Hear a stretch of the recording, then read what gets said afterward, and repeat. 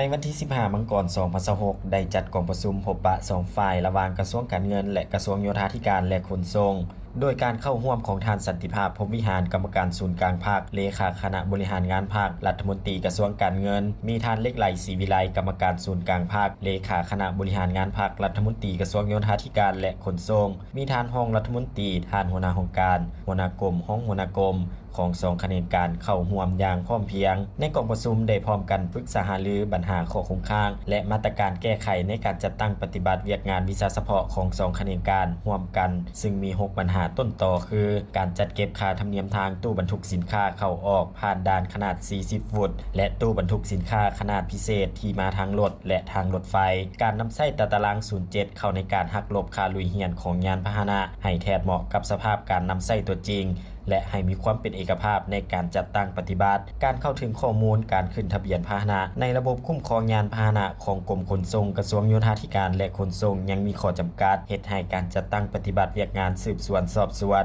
และการปราบปรามการค้าขายเถื่อนการสกัดกั้นปัญหาปรากฏการณ์ย่อท่อด้านพาหนะนำเข้าบ่ถูกต้องและนำใจบ่ถึงเป้าหมายจัดตั้งปฏิบัติมติของสภาแห่งชาติฉบับเลขที่165/สพสและมติฉบับเลขที่10/รบนโยบายก่อสร้างระยะใหม่การจัดตั้งปฏิบัติโครงการ BRT